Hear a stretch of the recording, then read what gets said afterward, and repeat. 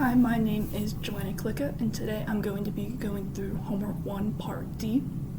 The problem statement says, divide the CSTR into 20 smaller CSTRs in series to mimic a flow reactor with backmixing. Simulate and plot the concentration and temperature evolution of the 20 tanks over 2 minutes, starting with a concentration of 0.5 m and temperature of 338.5 K in each tank, and maintaining constant inlet concentration and temperature of 1 m and 338.5 K. Qualitatively explain the concentration and temperature profiles. So we built a model of something similar in Part B, except for it was just for one CSTR, so we can use that as a basis for our series of CSTRs. I have that pulled up over here. We already have all of our libraries imported. Shift Enter. Now we can look at our parameters. The first thing we want to do is add in how many tanks we have. That's going to be 20. We're going to get rid of these parameters here. This volume was the volume of the one CSTR, but now this is going to be the total volume of our series. For each individual volume, we want to take our total volume and divide it by the number of reactors. Other parameters here are the same. For our UA value, just like with volume, we now want to divide by the number of tanks to get the individual heat transfer for each reactor. We want to edit these initial concentration and initial temperature values. We want to make them into an array. So we can assign the starting concentration and temperature of each reactor.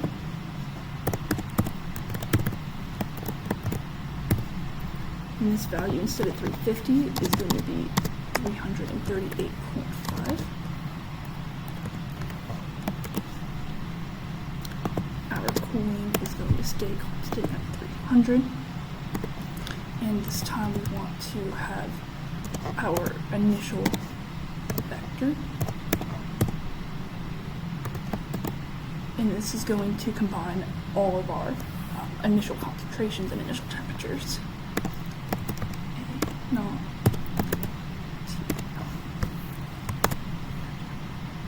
we can move on to our function. My comments from the first time around. This time we are going to split this vector half so that we have our concentration and temperatures for each reactor. Our K calculation stays the same.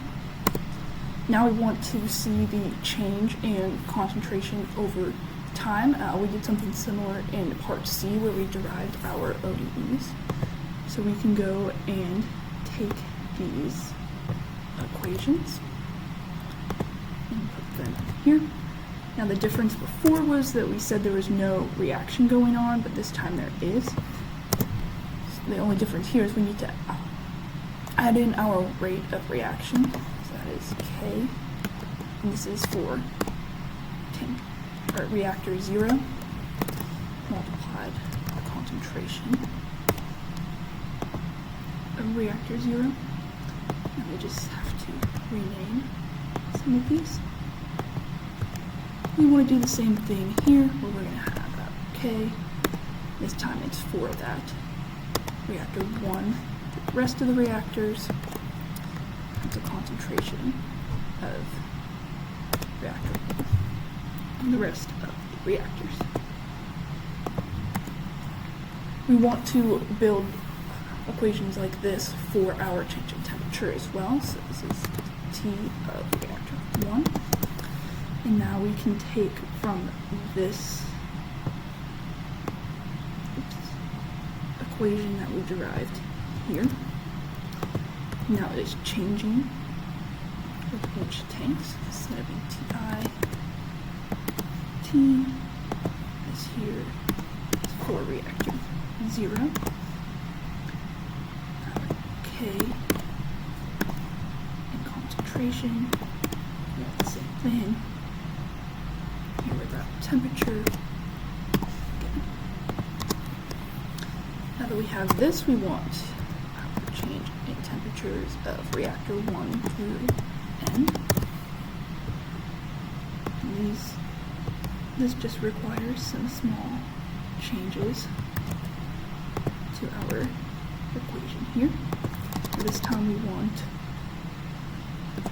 the temperature of the previous tank, so that is that initial tank through the second to last tank, through reactor 1 through N. Here.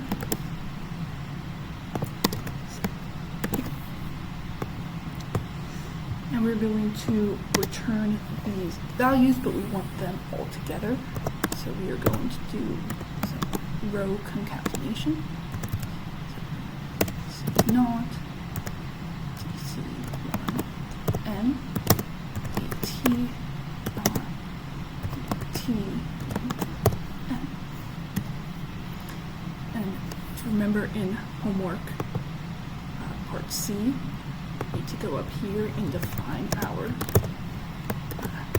concentration in. And we said that we wanted that to be 1. We're going to do the same thing for our temperature in.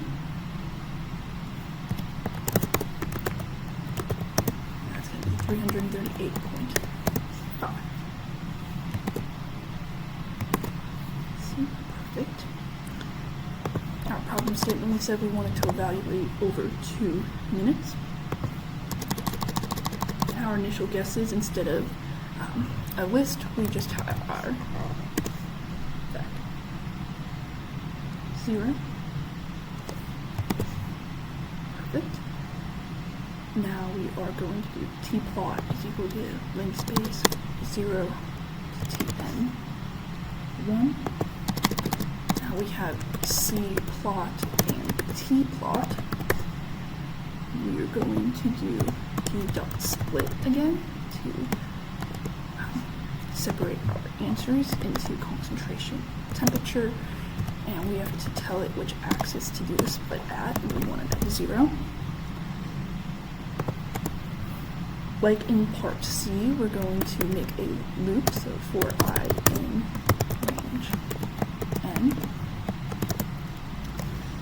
We have first our scatter plot for concentration. Our name C's. Do the same thing for our temperature here. Plot.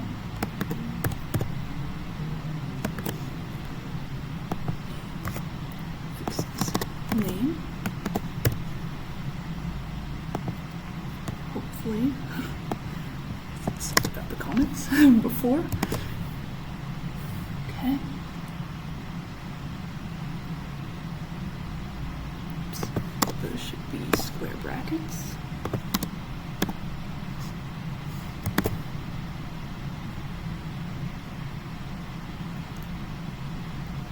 I don't need an equal sign there.